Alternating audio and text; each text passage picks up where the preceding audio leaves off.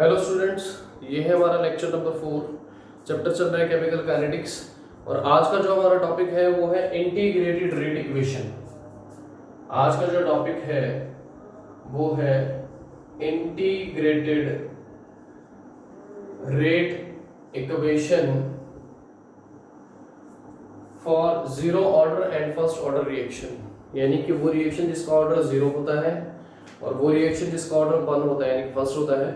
तो उसके लिए आज हम इंटीग्रेटेड रेट इक्वेशन पढ़ेंगे। ठीक है, तो आज बात करेंगे integrated rate equation for zero order reaction. ठीक है, अब इंटीग्रेटेड रेट इक्वेशन में बेसिकली हम क्या कैलकुलेट करेंगे, इंटीग्रेशन करके एक तो रेट कांस्टेंट के हम निकालेंगे और एक निकालेंगे half life time period of that chemical reaction. और ठीक है, डेरिवेशन है, अच्छे से करना, सीबीएसई बोर्ड में आती है।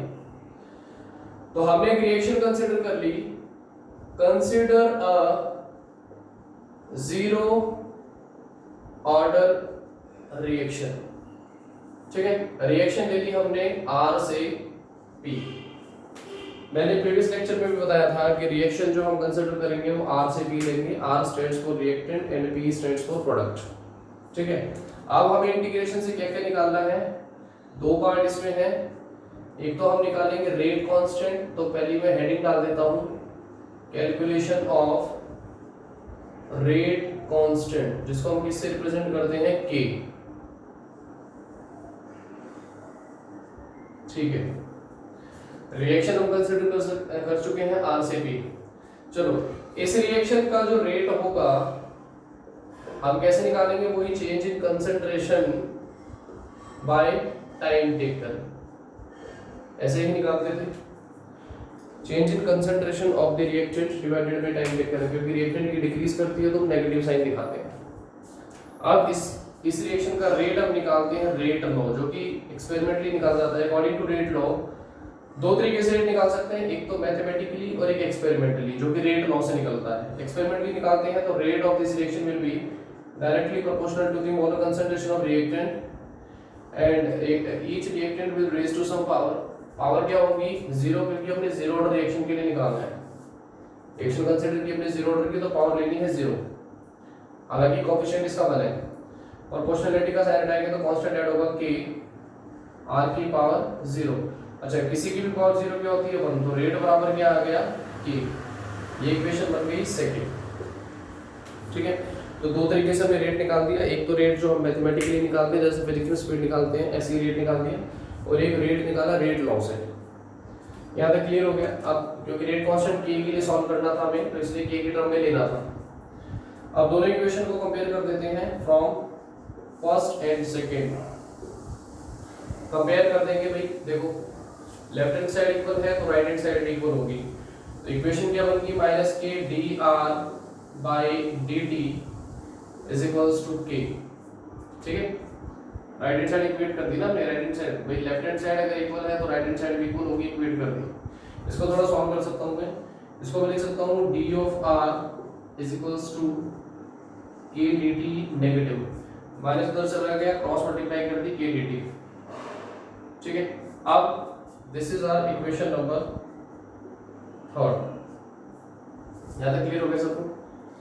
अब हम क्या करेंगे, हमें डी यानी डिफरेंशिएशन हटाना है, तो हम क्या करेंगे, इंटीग्रेशन करेंगे। देखो भाई, integrating both sides with respect to T, बताओ डिफरेंशिएशन हट जाएगा, ये हो जाएगा r is equals to minus K constant है 1 का integration with respect to dt क्या होगा t, और प्लस कांस्टेंट ऑफ इंटीग्रेशन हम ऐड करते हैं, ये तुम्हें पता ही होगा। ये इक्वेशन आ गई 4। तो r is equals to minus K kt plus के c। यहाँ तक क्लियर हो गया, इंटीग्रेशन कर दिया डिफरेंशिएशन हटाने के लिए।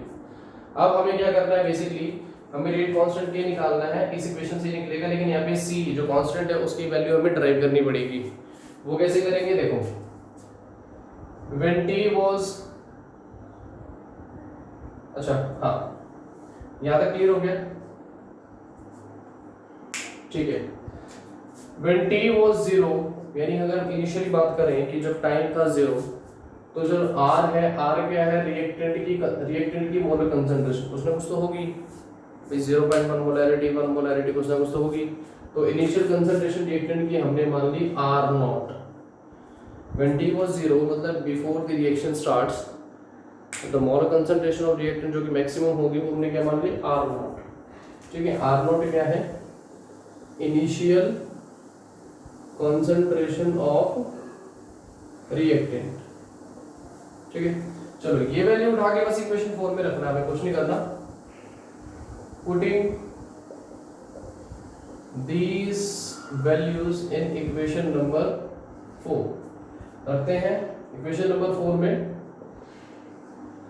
तो यहां से क्या आ जाएगा बताओ, r की जगह रखा जाएगा r naught is equals to t 0 है तो ये तो सारे 0 हो गया, इज इक्वल्स टू क्या आ गया c। तो c की वैल्यू हमने ड्राइव कर ली और यही हमें चाहिए था, बाकी ये c की वैल्यू हमें यहाँ रखनी है। पुटिंग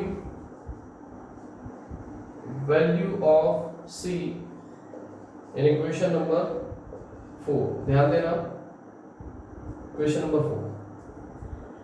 तो इक्वेशन नंबर 4 पे वैल्यू रख दी हमने। तो r जो है इक्वल्स टू क्या आ गया बताओ, माइनस के T plus constant of integration c की वैल्यू क्या होगी भाई r नॉट, बस और कुछ नहीं करा। इस c की वैल्यू उठा के इस इक्वेशन में रखी है, मैं कुछ नहीं करा। अब यहाँ से क्या निकाल देंगे, kd को इधर ले आओ और kd इज इक्वल्स टू ये क्या हो जाएगा r नॉट, ये r इधर आके माइनस हो जाएगा, सब्ट्रैक्ट कर देंगे। और k रेट कांस्टेंट k निकालने का फॉर्मूला क्या आ गया, r नॉट माइनस के r बाई टी। ठीक है, तो ये एक फॉर्मूला है रेट कांस्टेंट k निकालने का फॉर जीरो ऑर्डर रिएक्शन। ठीक है, r नॉट क्या है, initial concentration of the reactant, whereas r is the final concentration of the reactant.